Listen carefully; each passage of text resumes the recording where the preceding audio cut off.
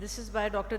Dimple Thacker, and she'll be presenting on human retinol binding protein 4 as a novel biomarker for diabetic retinopathy. So, over to you, Dr. Dimple. Thank you, ma'am. Good morning, everyone.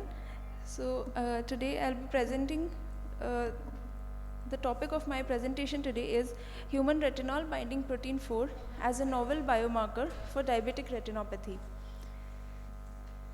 So as we know that India ranks second in the global diabetic epidemic after China, and diabetic retinopathy is a microvascular disease which affects almost all the diabetics, and all the already known factors responsible for causing diabetic retinopathy in diabetics, like the poor glycemic control and the long duration of diabetes.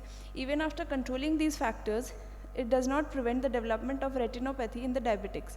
So this sparks the search for other key biomarkers which might contribute to its development. So HRBP4, or the retinol binding protein 4, could be one such rapid, cost-effective, patient-friendly blood-based biomarker which could serve the purpose of diagnosing the subclinical disease. Now, why HRBP4 and what it is exactly?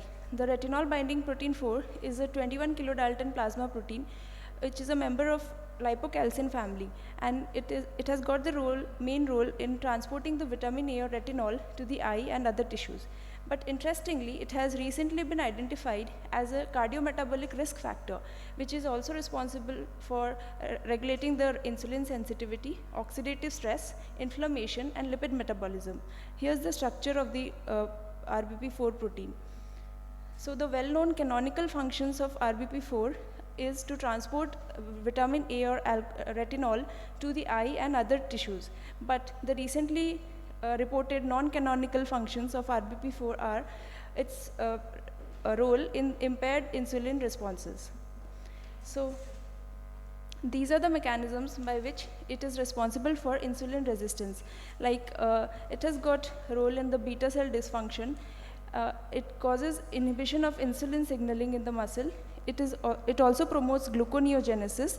It has got endothelial mitochondrial dysfunction and oxidative, it has got role in these oxidative stress. It also promotes inflammation, and it also causes insulin resistance in the adipose tissue. So with this background, the aim of our study was to explore the role of HRBP4 in diabetic retinopathy among North Indian type 2 diabetic individuals. So it was a case control cross-sectional study. The cases were 45.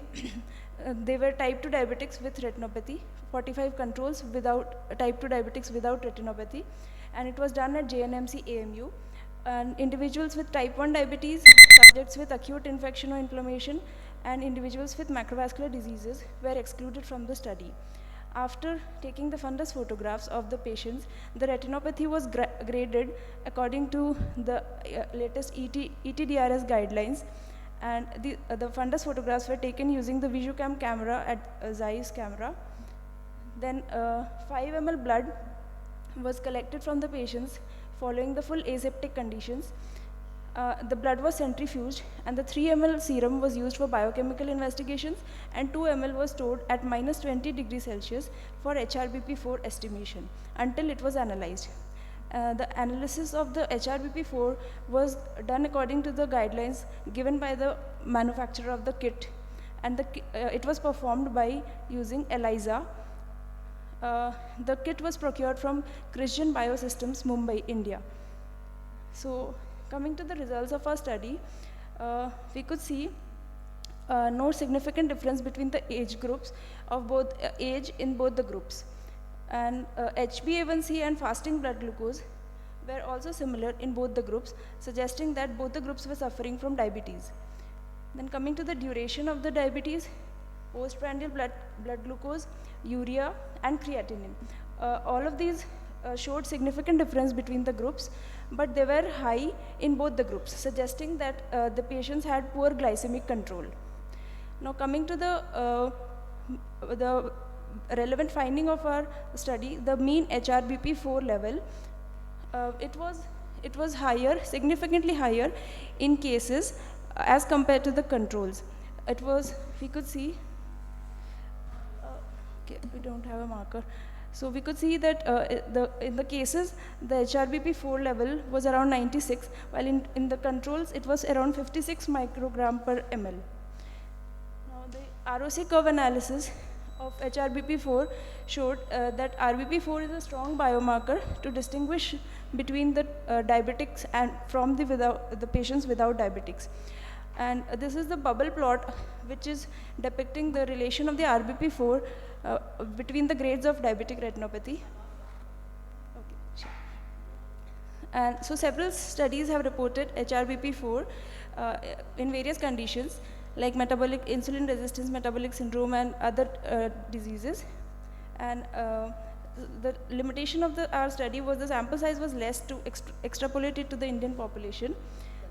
So this pilot study demonstrated the significant elevation of RBP4 in North Indian patients, and the strong discriminatory power of RBP4 as a potential biomarker.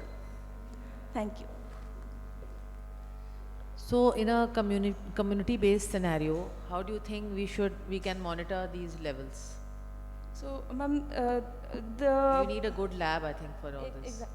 So actually for the biomarkers to come into clinical use and practical use, it has to undergo various phases of tests until it is proven to be a good clinical biomarker which can be applied at the community level.